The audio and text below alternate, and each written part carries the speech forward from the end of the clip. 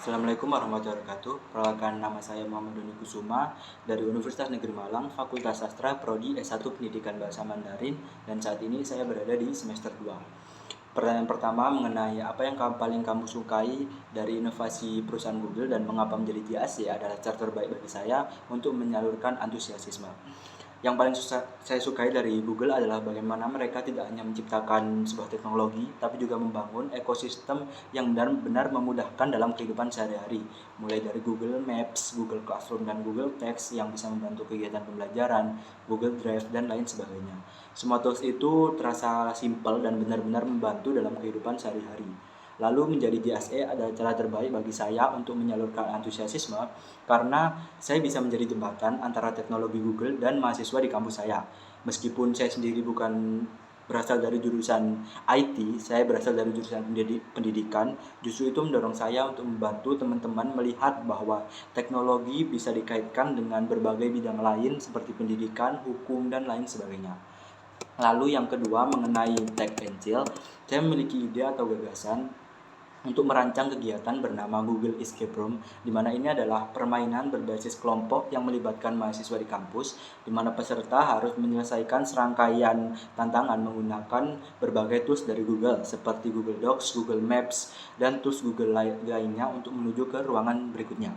Di setiap ruangan, peserta akan dihadapkan teka-teki berbasis penggunaan tools Google yang harus diselesaikan dalam tim. Misal, peserta harus memecahkan teka-teki lokasi menggunakan Google Maps, menyusun clue bersama di Google Docs, atau menemukan file tersembunyi di Google Drive untuk membuka petunjuk berikutnya dan menuju ke ruangan selanjutnya. Konsep ini akan dibuat lebih santai dan fun, tetapi tetap menantang sehingga peserta akan tanpa sadar belajar menggunakan tools dari Google. Lalu yang ketiga mengenai pengalaman berpikir out of the box. Saya sedikit cerita tentang pengalaman saya waktu kemarin belajar untuk persiapan SNBT 2025. Dari persiapan SNBT saya itu benar-benar mepet banget, cuma sekitar 3 mingguan.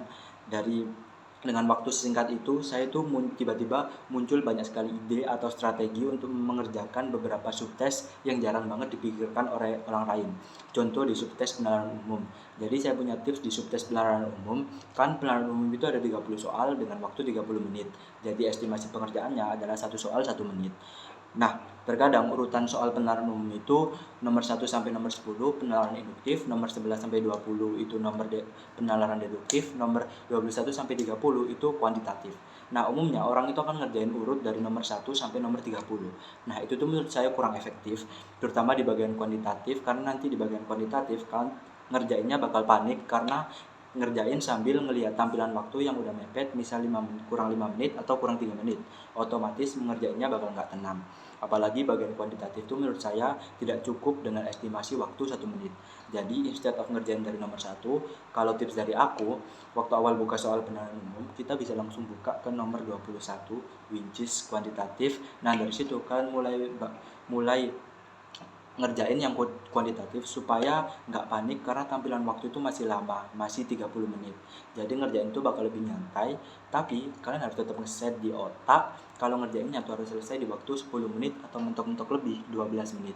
Karena ya tadi soal kuantitatif itu tipikal soal yang estimasi pengerjaannya bakal lebih dari 1 menit, beda dengan penalaran induktif dan deduktif yang terkadang bisa dikerjakan di bawah 1 menit.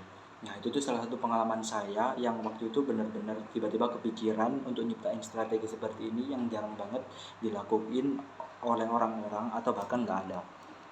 Lalu yang keempat, jika saya terpilih sebagai JAC, pencapaian apa yang bakal membuat saya bangga dalam 3 bulan pertama dan apa dampak yang ingin saya ciptakan.